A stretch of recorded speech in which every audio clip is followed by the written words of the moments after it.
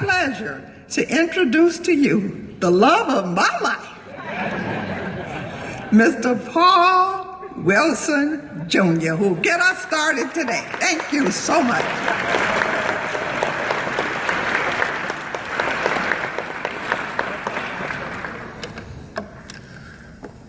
I've never seen that woman before in my life.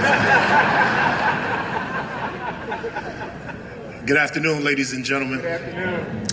First and foremost, I want to thank the Congressional Black Caucus Foundation, Congresswoman Wilson, Representative Cedric Richmond, Representative Hakeem Jeffries, as well as Representative McBath for allowing me to serve as the moderator for such a critical conversation about a commodity that I think is our most precious, and that's our black men and boys. And I just want to salute my 5,000 role model members sitting right here representing Miami-Dade, Broward, and Duval counties out of Florida. This is about you. You are the future. You are the key to us being successful. So I want you to plug in, pay attention, and ask questions, gentlemen, all right? So we have a dynamic panel today, fantastic guys back there waiting to come out and have some conversation, but I want to share something with you that I think will help set the context and level of this conversation today, and it's from a real-life experiential standpoint and perspective from me. Just this past Sunday, September 8th at about 1:40 a.m., my wife, my two sons, and I were victims of a home invasion robbery. 4 young black males decided to enter my home while we were inside and took a number of valuables, electronics, jewelry, and other items. They were brazen enough to come into our bedrooms and also into my son's bedrooms as well. Now, the material items that they took can easily be replaced. That's what insurance is for. But what they stole from me that I'm not sure that I'll ever be able to replace for me or my family is our peace of mind, our sense of security in our own home. Now, as you can imagine, my family and I have been on an emotional roller coaster since Sunday. And depending on who you ask, I probably shouldn't be standing here moderating this panel today. Believe me, it was a decision that I vacillated back and forth about and contemplated heavily. But I gotta tell you, underneath all of the feelings of anger and rage, even the constant berating of myself, saying what I should have done, what I could have done, and especially my thirst for revenge and retribution, underneath all of that, I can't help but feel sorry for those young brothers. Now, I know people would say that I probably shouldn't, especially given the vicious and brazen way that they victimized my family and I. But truth be told, in my mind, those 4 young men, they're victims as well. They are victims of a disparate educational experience in which they see an overrepresentation of black males being suspended or expelled, in which they see that overrepresentation of black males being assigned to special education classes because their behavior or their circumstances have been misinterpreted. They're victims of a criminal justice system where decisions are quite often predicated based on race, systemic bias, and bigotry. And sentencing guidelines are designed to disproportionately impact black males and engulf them in this revolving nightmare that will change the trajectory of their lives forever. They are victims of the proliferation of guns and drugs and violence that envelops so many of our urban communities. They're victims of homes where fathers are absent.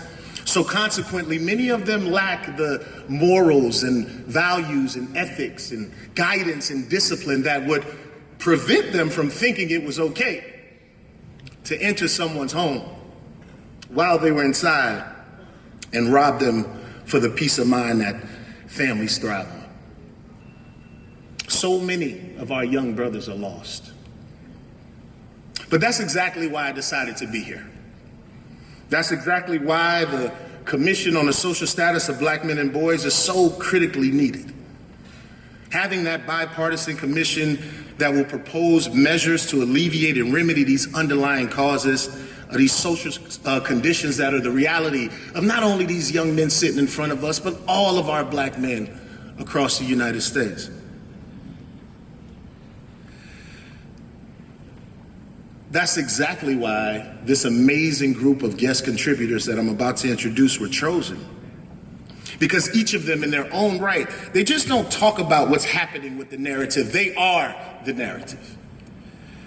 They're all change makers and influencers and images of emulation that are helping change the way that black men and boys are viewed by the rest of society. So with that said, it is indeed my pleasure to introduce our guest contributors for the 2019 National Town Hall Commission on the Social Status of Black Men and Boys. And the first person that I want to ask to come up to the stage is my brother. We met him back when he played Yul Brynner in the film Cool Runnings, and then we all fell in love with him when he played J.C. Williams on the crime television show New York Undercover. Please join me in welcoming the actor, the philanthropist, the social justice warrior, more importantly, my brother, Mr. Malik Yoba. I love you. You're my team.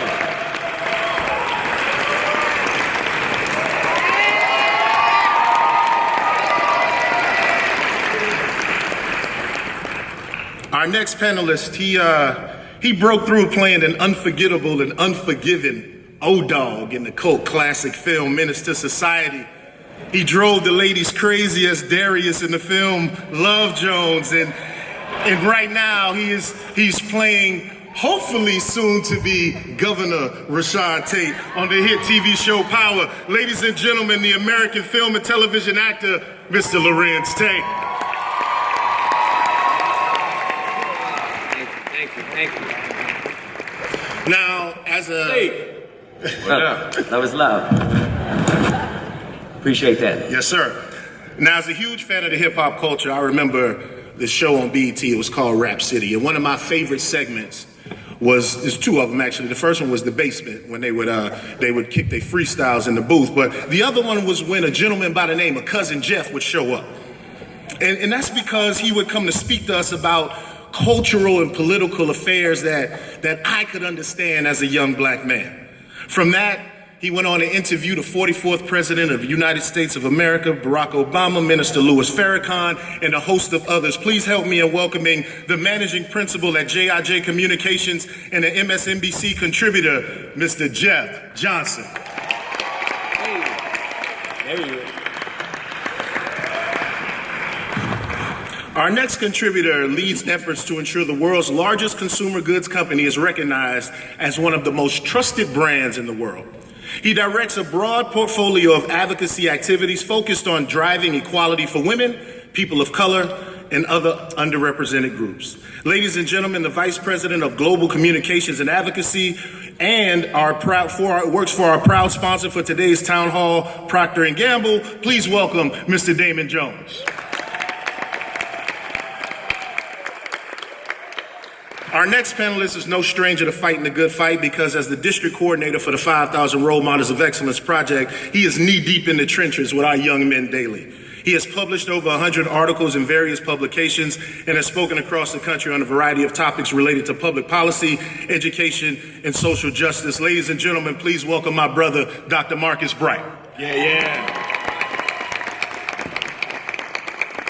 Now, to say that our final guest contributor is just an attorney would be the understatement of the year. His passion for advocacy has given him the privilege to fight for justice on behalf of the marginalized in our country, a calling to which he remains dedicated. His role in the Trayvon Martin, Martin Lee Anderson boot camp, and the Robbie Tolan cases shows a legacy built around the idea that the Constitution applies to everyone at every level of society. He has a book on the way called Open Season, which has been named one of Time Magazine's 40 most anticipated of the year. Please help me welcome the founder of Ben Crump Law, Mr. Benjamin Crump.